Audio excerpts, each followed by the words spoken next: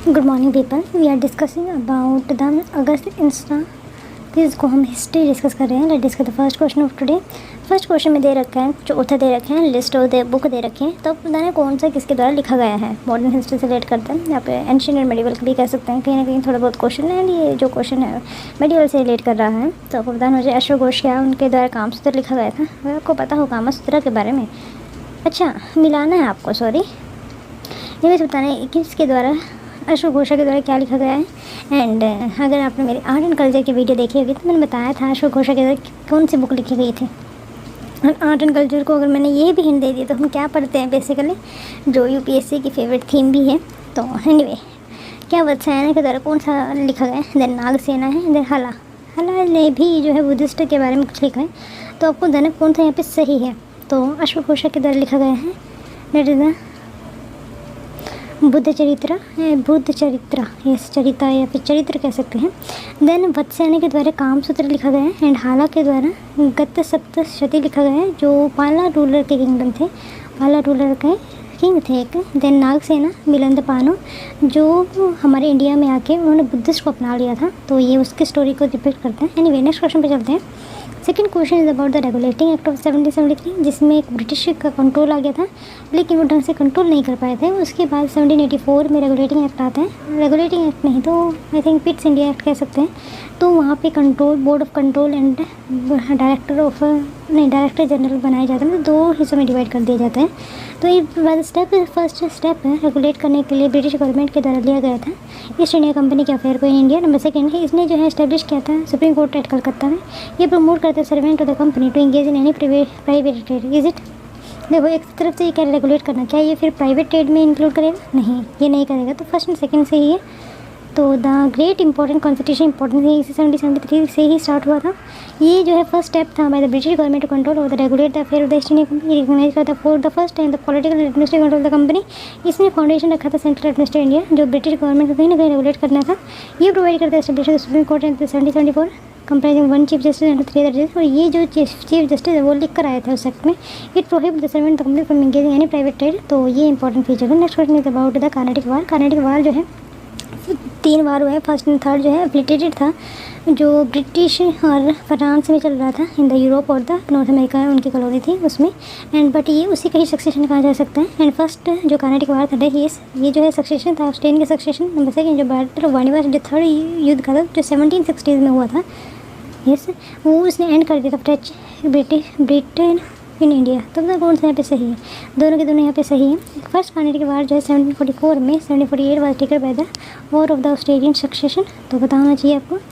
And battle of वानीवाश में जो है फ्रेंच को यहाँ से खात्मा कर दिया, जो 1664 में आए थे। एंड 1760 तक आई थिंक कह सकते हैं 100 साल तक वो जो है पहले ही चले गए। देन डॉक्ट्रिन ऑफ लैप्स किसके हिसाब नहीं विच द फॉलोइंग जो है ब्रिटिशर ने डॉक्ट्रिन ऑफ लैप्स के अंतर्गत एनेक्स कर लिया था। तो झांसी, सतारा एंड संबलपुर था। कौन सा यहाँ पे सही है? अगर आपने थोड़ा बहुत ही पता हो, सबसे पहली जो स्टेट थी जो डॉक्ट्रिन ऑफ लैप्स की वो सतारा थी, जो उन्होंने उसको कंसेप्ट किया था। एंड डलहौजी के द्वारा ये लेकर आई गई थी, लेकिन ये 1934 में ही स्टार्ट हो गई थी। बट इसको अच्छी तरीके से इम्प्लीमेंट करने वाले डलहौजी थे, जिसने उसको अमृता मतलब अनुमति नहीं दी कि वो जो है अपने दूसरे बेटे को अडॉप्ट कर सके। अडॉप्शन का जो राइट है वो छीन लिया गया। Anyway the final way of annexation occur in the Dalhousie was the governor general of 1748 से लेकर 1856, जिसकी वजह से हो सकता है कहीं ना कहीं रिपरकशन की वजह से फर्स्ट इंडिपेंडेंस वॉर हो गई थी। He divide the policy to come to be known as the doctrine of lapse. The doctrine declare that if Indian ruler died without a male heir the kingdom, जो पूरी की पूरी kingdom lapse हो जाएगा। That is because of the part of the company territory one did become the part of the company territory. One kingdom after another was annexed simply by annexing the doctrine Satara Sambalpur. तो सबसे पहले सतारा की 1848, Sambalpur 1850 and Udaipur 1852, Nagpur 1853, Jhansi also 1854। 1856 में company also take over the Awadh in the name of the maladministration. Next question Subhash Chandra Bose के बारे में। सुभाष चंद्र बोस की अगर हम बात करें तो जब ये साइमन कमीशन हो रहा था उस वक्त ये बहुत ज़्यादा न्यूज़ में आ गए थे। और ये उन्होंने जो है ICS जो टेस्ट है उसको पास किया था, 4th रैंक थी उनकी उस वक्त। एंड और इनके बारे में जो कहा जाता है, उन्होंने बहुत सारी बुकें लिखी। एंड INA की उन्होंने जो INA की सेकंड वेव थी उनकी स्थापना की 1945 में, इनकी डेथ हो जाती है।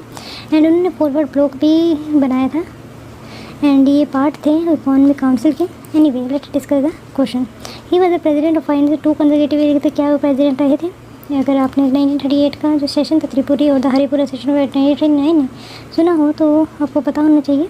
नंबर सेकंड, ये जो है आइडिया INA का जो फर्स्ट कंसीव किया गया था सुभाष चंद्र बोस के द्वारा नहीं, ये सचिन सान्याल के द्वारा कंसीव किया गया था 1941 में। एंड रासबिहारी बोस भी कहीं ना कहीं उससे जुड़े हुए थे। Number third, he oppose the dominion status oppose जो नेहरू रिपोर्ट में था। तो ऐसा था ये सिर्फ नेहरू रिपोर्ट में सिर्फ यही पर्सन नहीं थे बल्कि जवाहरलाल नेहरू भी इंक्लूडेड थे। तो सही की बात है तो फर्स्ट एंड थर्ड सही है, सेकंड गलत है बिकॉज INA को सचिन सान्याल मैंने बता ही दिया। तो देख ले रहे हैं क्या इन्होंने दिया इनसाइड ने। जो आइडिया था क्रिएट करने का इंडियन प्रिजनर ऑफ वॉर को ओरिजिनली मोहन सिंह का था। सॉरी मैंने सचिन शाह ने बोला था। Indian army officer who had decided not to join retreating British army from the Malaysia Malaya कह सकते हैं मलाया किंगडम। जो Japanese handed over the Indian prisoner of war to Mohan Singh who tried to recruit Indian army. 1938 में Subhash Chandra Bose became the first president of finance at Haripura session. 1938 के बाद 1939 में वो भी दोबारा से प्रेसिडेंट चुने गए लेकिन बाद में डिफीट कर दिए गए थे पिता भी 17 महीने। 1928 में उन्होंने डोमेन स्टेटस को प्रपोज किया था, उसको अपोज किया था जो नेहरू रिपोर्ट में प्रपोज किया गया था। नेक्स्ट क्वेश्चन पे चलते हैं। नेक्स्ट क्वेश्चन की अगर हम बात करें जो 1928 में आया था राजा राम मोहन राय एंड ब्रह्मो समाज 1929 में बनाया गया था। एंड ये बनाया क्यों गया था? Because of the effort of the Raja Raman and Raja Ram Mohan Roy को राजा का स्टेटस देने वाले अकबर सेकंड जो किंगडम थे, जो पूरे इंडिया ये कह सकते हैं टाइप ऑफ किंगडम थे, एनीवे किंग थे, उनके द्वारा दिया गया था। नंबर फर्स्ट में बताया गया है राजा राम मोहन फाउंडर थे ब्रह्मो समाज के, उनको फादर ऑफ इंडियन रेनेसां भी बोला जाता है। Is it? Number second, Raja Ram Mohan translate किए थे बंगाली वेदांत में क्योंकि उनको बहुत सारी लैंग्वेज आती थी। नंबर थर्ड, ब्रह्मो समाज का एम ये है कि हमें हिंदू को प्योरीफाई करना, रिफॉर्म करना, मतलब मोनोथिज्म को प्रीच करना उनका एम था एंड न्यू रिलीजन को नहीं। तो यहाँ पे बी सही है। बी की बात तो फर्स्ट एंड सेकंड सही, तो फर्स्ट एंड सेकंड सही है। थर्ड गलत क्या है कि ब्रह्मो समाज एम प्योरीफाइंग हिंदू, यस ये सही है। प्रीच मोनोथिज्म, यस ये भी सही है। एस्टेब्लिश नहीं, ये गलत है। एस्टेब्लिश करना नहीं बल्कि रिफॉर्म है यार। थोड़ा अजीब खुद से देखें। अगर आपने राजा राम मोहन का राय का जन्म 1833 तक हुआ था एंड 50 से 60 साल कह सकते हैं जीवित रहे। Because the father of India the marker of the modern India also. Raja Ram Mohan believe करते थे modern scientific approach main principle of human dignity and social equality and जिसकी वजह से उन्होंने पॉलिटिज्म को अपोज किया था। वाइट भी सो बिकॉज क्योंकि ये डिग्निटी ऑफ वुमेन के खिलाफ है। He was the total faith in monotheism. He wrote gift to monotheist and translate बंगले into the Bengali also and Vedas को भी 5 उपनिषद में इन्होंने जो है ट्रांसलेट किया to prove his conviction and Hindu type of support करते हैं मोनोथिज्म को। राजा राम मोहन राय ने ब्रह्मो समाज 1928 में अगस्त में क्रिएट किया गया था। It was renamed as the Brahmo Samaj and पहले ब्रह्मो Samaj and then the Brahmo Samaj. Raja Ram Mohan Roy did not want to establish Hinduism, he was only just wanted to purify Hinduism because of the जो any of the deed that are given in the scripture of the Hinduism just they wanted to रिपोन it. Next question is about the subsidiary land. Subsidiary land की बात करें तो Wellesley के द्वारा ये जो 1799 में स्टार्ट की गई थी। तो क्यों की गई थी? बफर स्टेट बनाने के लिए। और सबसे पहली जो स्टेट इनके सामने जंगल में आई थी that is the Hyderabad, right. तो चलते हैं हम क्वेश्चन की तरफ। Note Indian ruler were not allowed to have the independent armed force. Is it? क्या यहाँ पे इंडिपेंडेंट आर्म्ड फोर्स नहीं होती थी? तो ये suppose to protect the British represent in the previous state. Is it? तो दोनों स्टेटमेंट इनकरेक्ट है। अच्छा ये तो गलत है लेकिन फर्स्ट सही है। According to term of the alliances, Indian rulers were not allowed to have their independent armed forces. They were to be protected by the company, but had to pay for the subsidy forces that the company was supposed to maintain for the purpose of this protection. It means that they get the salary from the whatever the British are employed or recruited. If the Indian rulers failed to make their payment, तो उनसे territory ले लेते थे as a penalty. For example, when Richard Wellesley governor general 1798 से 1805 तक जो नवाब थे अवध के बाद forced to take his half of his territory of the company in 1801 and he failed to pay for the subsidy forces. Hyderabad was also forced to cede territory to the similar ground, right? Next question is about the Indigo और blue rebellion के बारे में सुना होगा। Indigo 1859 में जब वो cotton की प्राइस क्रैश हो रहे थे एंड इसी इंडिगो और ब्लू रेबिलियन की वजह से ही जो चट्टोपाध्याय सर थे उन्होंने एक आई थिंक दीन बंधु करके लिखा था कुछ। Anyway, the peasants were compelled to plant indigo rather than the food crop. Is it? Number second, the peasants were provided loan called the Dadon for indigo planting, which had higher rate of interest in the acquisition of farmland by the British in the industrial project. तो first and second सही है क्योंकि उनको मजबूर किया जाता था Indigo and Champaran में उनको मजबूर किया जा रहा था कि वो छोड़ें, अदरवाइज तो आपको पेनल्टी लगेगी। एनीवे इंडिगो प्लांटेशन स्टार्ट की गई थी 1777 में when the British part expanded the indigo plantation, क्योंकि ये जो है ब्लू रंग का बहुत अच्छा सोर्स था because the high demand of the blue dye in Europe apart from the reason mention other are. Number first था इंडिगो फार्मर कंसीड very low return for their crop. ये उगाते थे कि इसमें 3 खाती सिस्टम को यूज़ किया जाता था तो बहुत ज़्यादा भारी भरकम बहुत ज़्यादा टाइम कंज्यूमिंग था। The land using under Indigo degraded the land for the cultivation of any, मतलब क्या कि जिस पे इंडिगो को उगा दिया जाता था तो उस पे खेती करना बहुत ज़्यादा मुश्किल हो जाता था। The contract condition under the indigo planter था वो बहुत ज़्यादा हार्श था। Loan made the people indebted and result in the rebellion itself. तो 1859 का याद रखना, that is related to the indigo blue green rebellion. Next question about the Bakasht land. Okay, British India के बारे में बख्शतलैंड का अगर आपने नाम सुना हो तो उसके रिगार्डिंग बख्शतलैंड जो है वो टेनेंट लैंड को कहा जाता था मोस्टली ड्यूरिंग डिप्टेशन ईयर, मतलब वहाँ पे नो डिपेमेंट ऑफ द टैक्सेस हुआ था। नंबर सेकेंड, एक legislative exercise undertaken by the Congress ministry for the reduction of rent and the restoration of Bakasht land is it. तो दोनों के दोनों स्टेटमेंट सही है, तो इसके बारे में थोड़ा जान रहे। बख्शतलैंड जो है मेजर इशू था contention between the British provincial Kisan Sabha का, सॉरी बिहार प्रोविंशियल किसान सभा का एंड द कांग्रेस मिनिस्ट्री का। The Congress ministry had initiated legislation for the reduction of the rent and the restoration of Bakasht land, but Bakasht land were those which the company tenants had lost to zamindar mostly during the depression year by virtue of non-payment of the rent and which they often continued to cultivate as a sharecropper. But the formula that was finally incorporated in legislation on the basis the agreement with the zamindar did not satisfy the radical leader of the किसान सभा। देखो कांग्रेस ने अपनी तरफ से पूरी कोशिश की लेकिन जो भी उनकी डिमांड थी जायज़ डिमांड थी उनको नहीं इनकॉर्पोरेट कर पाए लैंड के हिसाब से, ठीक है। The legislation give a certain proportion of the land back to the tenant on the condition that they pay half the auction price of the land, मतलब उनके पास इतना पैसा नहीं होता तो जिस वजह से दोनों के बीच में कंटेंशन और जो होल पूरा लेजिस्लेटिव वर्क था वो जो है कम पड़ गया। Beside certain category of land being exempted from the operation of the law. Next question is the Mountbatten plan culminate किया गया किसके हिसाब से, तो मतलब culminated in the Indian independence act of, मतलब क्या है कि माउंटबेटन प्लान को जो है 1947 का इंडियन इंडिपेंडेंस एक्ट भी कहा जाता था। तो देख ले सकते हैं। Immediately the prime minister of the United UK announce किया था उन्होंने 1947 को that the British government would grant fully government to British India by June 1948 at the latest. The virtue of the future of the princely state should be decided after the date of the final transfer is decided. The act was formulated together by the UK Prime Minister Clement Attlee and the Governor General of India Lord Mountbatten. After the representation of the Indian National Congress, the Muslim League and the Sikh community gave their consent to the core act.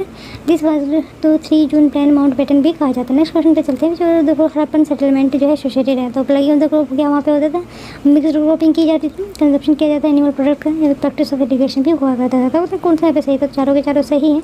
Harappan sided wide range of product यहाँ पे मिलेगा। Archaeologist have been able to construct use of animal from in finds charred animal bones found at Harappa site. These include those of cattle, sheep, goat, buffalo and pig. Archaeologists ने वहाँ पे found किया है, पाया है plug field को कालीबंगम में जहाँ पे राजस्थान में, and the two side of at right angle each other suggest करता है कि वहाँ पे जो है क्रॉप डिफरेंट क्रॉप उगाई जाती होगी एक ही फील्ड में। रिप्रेजेंटेशन से टेराकोटा स्कल्पचर इंडिकेट करते हैं कि बुल भी वहाँ पे खाया वगैरह जाता होगा, प्लग करने के लिए यूज़ किया जाता होगा। Terracotta model of the plug have been found at the sites at the Colosseum and the Banavli, Haryana. Most open sites are located in the semi-arid land where irrigation was probably required for the agriculture. Traces of canals, water reservoirs and wells have been found at the Harappa sites indicate that the agriculture was practiced. Next question is about the Maurya Empire. Maurya Empire के बारे में सुना होगा तो वहाँ का administration कैसा था, मैंने आपको बढ़ाया है वहाँ के बारे में। तो presence of village administration is it. Number second, appointment किया जाता था प्रोविंशियल गवर्नर का मेरिटोक्रेसी के बेस पे। Number third, system of municipal administration था एंड कमेटी थी जो पाटलिपुत्र को लुक आफ्टर करते थे। तो उसमें कौन सा यहाँ पे सही है, सेकंड गलत है, अपॉइंटमेंट ये गलत है, अदरवाइज तो फर्स्ट थर्ड फोर्थ सही है। विलेज एडमिनिस्ट्रेशन की बात कर लें during the Maurya empire. Village administration जो है hands of the Gramani and is official superior कहा जाता था Gopa which was in charge of 10 or 15 village. The provincial governor were mostly appointed from the member of the royal family. They were responsible the maintenance of the law and order and the collection of the tax for the empire also both quarterly and monthly provided the system of the municipal administration and Arthashastra contain a full chapter on the role of the Nagarika और the superintendent also. And मैक्सटन ने refer किया 6 type of committee में पाई जाती है administration part होता है। तो पहली कमेटी थी industries, foreigner registration, birth and death also, trade also, manufacturing, sales of good and collection of sales tax. Next चलते हैं, that is related to the Bodo movement. Bodo movement was a movement for the independent state of Bodoland is it. क्या जो है independent state of Bodoland बनाने की बात चल रही है। जो संथाल रेबिलियन था वो फर्स्ट ऑर्गेनाइज हुआ था ब्रिटिश कॉलोनियल अथॉरिटी जमींदारी सिस्टम के अगेंस्ट में। तो कौन सा यहाँ पे इनकरेक्ट है? दोनों के इनकरेक्ट है, मतलब दोनों के दोनों सही है। संथाल रेबिलियन 1856 में हुआ था एंड उनको संथाल हुल भी कहा जाता है। It was a native rebellion in eastern India against both the British colonial authority and zamindari system by the Santhal people. Bodo movement की बात कर रहे हैं, ये ऑफिशियल मूवमेंट था बोडो तक for independent state of Bodoland started under leadership of the Upendra Nath Brahma all Bodo union on March 1987। It mean that it is the part of the independent India while the movement was suppressed by then government. The ABSU created political organisation वाला Bodo People Action Plan Committee. After the Bodo Accord, the Bodoland Autonomous Council was constituted, which was later replaced by BTQ, which was established in accordance with the Memorandum of 2003 में भी sign किया गया था between the government and that rebellious people. Next question is about the 6th century BC regarding the major turning point because in the Indian history because of the silver को हमने first time use करना start किया था। Number 2 development coinage system. Number 3 यहाँ पे महाजन प्रदान जो है संघर्ष के जो है उभर कर आ रहे थे। तो सेकंड थर्ड सही है। 6th सेंचुरी BC में जो भी हमारा आजीविका जो सेक्ट है बुद्धिज्म जैनिज्म वहीं से स्टार्ट हुआ था। तो ये second third coin development coinage system and some महाजन पीरियड जो है यहाँ से स्टार्ट हुआ था। तो यहाँ पे आंसर है सिल्वर जो है हड़प्पा टाइम से ही यूज़ आ रहा था। तो 6th सेंचुरी BC में हो सकता है थोड़ा ज़्यादा हो, बट इज नॉट दैट कि यहाँ से ही स्टार्ट हुआ था। That not the case. 6th century BC was an associated with an early state cities the growing use, मतलब वहाँ पे आयरन भी उगाया जाता था, मतलब यूज़ किया जाता था। उगाया तो नहीं। Development the coinage system also and coinage से क्या बनता है? आयरन से ही बनता है। ये जो एक्सप्रेस करता है growth of diverse system of the thought building Buddhism and Jainism. I already told it about early Buddhism and Jainism जो टेक्स्ट था among other thing 16 states were known as Mahajanapada जो उस वक्त पर राइज हो रही थी। The most Mahajanapada was ruled by the king. Some जना जो संघा जो ओलिगार्की भी था एंड कहीं कहीं पे रिपब्लिकन भी था। Buddha Mahavir and Buddha belong to the such जना जहाँ पे रिपब्लिकन पार्टी जो है रिपब्लिकन से रूल करते थे। ठीक है। इन सब इंसांस इन केस होता Vajji sangha raja property control resources land collectively also. Next question पे चलते हैं। That is the Pitt's India टू मैंने आपको 2-3 जब first question second third question था वो जब पढ़ा रही थी पिट्स इंडिया 1792 क्यों लेकर आए गए थे। 1773 में जो भी गलत काम या फिर जो भी थोड़ी बहुत कमी रह गई थी तो उसको ठीक करने के लिए 1784 में लेकर आया गया था। और मैंने वहाँ बताया था कि यहाँ पे जो है ब्रिटिश गवर्नमेंट का बहुत ज़्यादा अथॉरिटी आ गई थी क्योंकि यहाँ पे board of control and board of director बना दिए गए थे। क्या पिट्स उसको एक्ट ऑफ सेटलमेंट भी कहा जाता है। आई थिंक ये भी मैंने आपको शायद बताया। ये इस्टेब्लिश करता है डबल गवर्नमेंट को। क्या यहाँ से डबल गवर्नमेंट स्टार्ट हो गई थी। Number British government has given supreme controller company and क्या ब्रिटिश गवर्नमेंट को सुप्रीम कंट्रोलर कहा जा सकता है कंपनी का। तो मतलब कौन सा यहाँ पे सही है? सेकंड थर्ड सही है। एक्ट ऑफ सेटलमेंट 1781 में आया था। Yes it is rectify the defect जो 1773 में आया था एंड अमेंडिंग एक्ट द 1781 जो है उसको एक्ट ऑफ सेटलमेंट कहा जाता है। एंड इंपॉर्टेंट जो 1784 का था कुछ एक्स्ट्रा फीचर है। नंबर फर्स्ट है उन्होंने डिस्टिंग्विश किया था commercial and political function of the company. Number second court of director manage करने के लिए कमर्शियल बॉडी को अफेयर को यहाँ पे लेकर बोर्ड ऑफ कंट्रोल जो है पॉलिटिकल अफेयर को जो है यहाँ पे इस्टेब्लिश किया था जिसकी वजह से कह सकते हैं सिस्टम डबल गवर्नमेंट था। इसके लिए इम्पायर किया था board of control to supervise and direct all operation of the civil and the military government और revenue of the British position in India. Thus, the act was significant for the two reasons. First, for the complete territory in India were for the first time called the British possession in India, and the second, the British government was given the supreme control of the company. Next question about the first Buddhist council के बारे में जो 100 साल बाद हुई थी जब Buddhist की डेथ हो गई थी। आई थिंक 383 BC में उनकी जो है फर्स्ट बुद्धिस्ट काउंसिल हुई थी। ये जो है स्प्लिंटरिंग ऑफ द बुद्धि का यहाँ पे थॉट था, डिफरेंट थॉट का यहाँ पे उजागर हो रहा था। The idea was to preserve Buddhist teaching जो शुद्धपति का विनायक पति का यहीं से निकल कर आया था। तो पता कौन सा यहाँ पे सेकंड सही है। फर्स्ट गलत है because first Buddhist council was held soon after the Mahanirvana जो बुद्धिज्म का वो कम्प्लीट हुआ था। Around 400 BC, found the patronage of the king Agyatashatra with the monk जो थे Mahakashyapa deciding at Rajgir and सिद्धपुतेवा केव। तो मतलब सत्तापानी केव भी थे। The idea was to preserve Buddha teaching and rules for the disciple of the Vinayaka. Next था आनंदा जो है one of the great disciple थे। उन्हें सुद्धपति का एंड उपाली जो थे वो विनायक पति का उन्होंने लिखवाया था। द फोर्थ बुद्धिस्ट काउंसिल थी जिसमें कुंदवाना कश्मीर व द काउंसिल जिसने divided the Buddhism into two subject the Mahayana and the Hinayana. मतलब लास्ट में इनके 2 हिस्से टुकड़े हो गए थे। Next question is about the Megasthenes. Magazines ने इंडिका लिखी थी। ये मोरियन एडमिनिस्ट्रेशन का बहुत अच्छा सोर्स है। Other than the Arthashastra. क्या Megasthenes give the detail description of the person life of Chandragupta Maurya? Is it? Number second, जो स्टेट है did not fair the regulation of the control of trade, क्या वो कंट्रोल ऑफ ट्रेड नहीं करते? The Maurya state and to the responsible providing irrigation facility famine relief and the situation of the masses. ये सही है। मतलब कौन सा यहाँ पे सही है? तो बी यहाँ पे सही है, फर्स्ट एंड थर्ड सही है, सेकंड गलत है। Because they also wanted to incentivise the people to give the to take the trade because it is the source of the revenue for the state. Megasthenes give the detail description of the personal life of the Chandragupta Maurya, कि उनकी ही बेटी की शादी हो रखी थी। इसके the name would be the Hinayana, कुछ ऐसे ही है। अच्छे He had a very splendid life and his palace was unique to his beauty. He also wrote about the king and autocratic nature of that kingdom, and he was the master of the unlimited power. He felt and master of the power का मतलब ये है कि जैसे political, administrative, executive, legislative, all the power he has been the concentrated in the one hand at the king. He kept himself fully aware of the main event जो भी पूरे empire में हो रहे हैं, and उस वक्त का स्पाई सिस्टम बहुत ज़्यादा डेवलप था. During Chandragupta, the state regulated the trade also, levied taxes also, standardized weight and measure also, trade and commerce and food. During the time, the state was responsible for providing irrigational facilities and succor, sanitation and famine relief to its masses. मैक्सिम की writing में उन्होंने पूरा praise किया है Mauryan administration को. Next है the title Devaputra and Hindu Suratrana वो एसोसिएटेड है कौन से किंगडम से? तो Kushan and Vijayanagara. Is it? Number second शकाद और Chola. Number third Vakataka and Chera. Number fourth है मगध एंड समुद्रगुप्त. तो आंसर है कुशान एंड विजयनगरा एम्पायर से देवपुत्रा एंड हिंदू सुरतराना जो है इसी से डिपिक्ट करता है. तो देखते हैं इसके बारे में थोड़ा सा. Once means of claiming high status जो है अपना नाम जो है डाइटी से रिप्रेजेंट करना स्टार्ट कर दो और उससे अथॉरिटी भी उनकी जम जाती थी with the local people.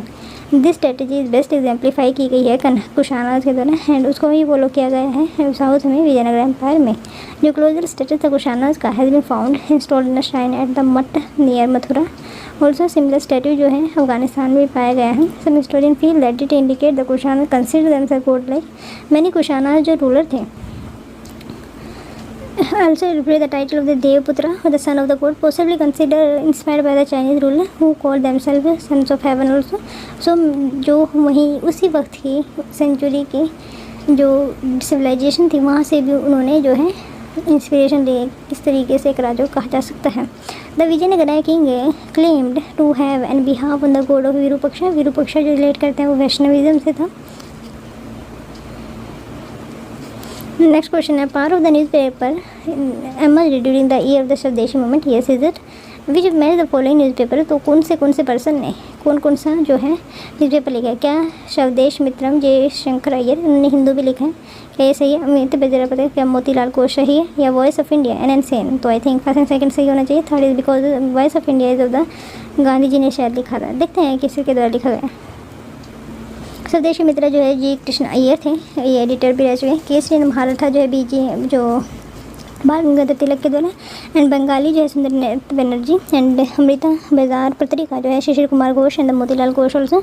And Sudhar and under J K Gokhale. मतलब Indian Mirror under N Sen. Indian Mirror जो है एन सेन के द्वारा. Voice of India under please remember the voice of India Dadabhai बहुत इंपॉर्टेंट है. Next question is about the कहाँ पे कौन सा सेशन हुआ है. INC का नंबर फर्स्ट है लखनऊ सेशन जो है मुस्लिम लीग की यूनिटी को दिखाता है. 1916 में हुआ था ये. इन कराची सेशन कांग्रेस ने अडॉप्ट किया था reserve for economic policy. Yes ये आई थिंक 1929 में नहीं 31 में हुआ था.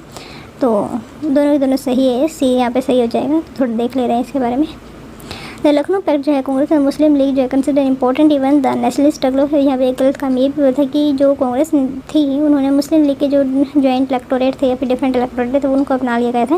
रेड नोट द गो थे the Congress separate the Muslim league position on separate electorate. The Karachi session 1992 resolution यहाँ पे पास किए गए थे कि फंडामेंटल राइट और इकोनॉमी पॉलिसी एंड 1931 की बात की जा रही है.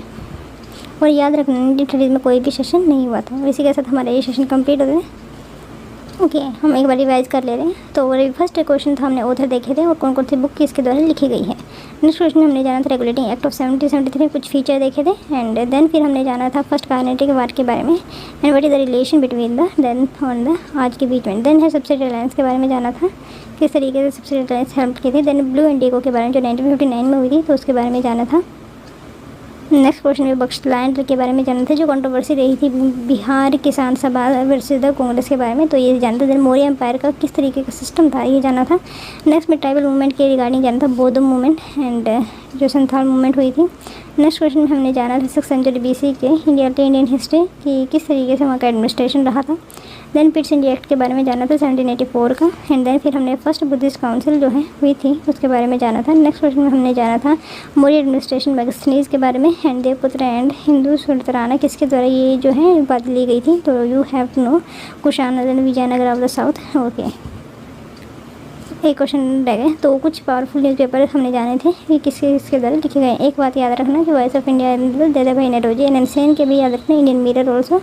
नेक्स्ट क्वेश्चन था लखनऊ सेशन का किसके रिगार्डिंग न्यूज़ में मतलब बहुत ज़्यादा फेमस था। एंड कराची सेशन की में क्या हुआ था, तो fundamental right and economic policy जिसमें हमारे प्लानिंग के क्या इंपॉर्टेंट रोल है। तो इसी के साथ हमारे सेशन कंप्लीट हो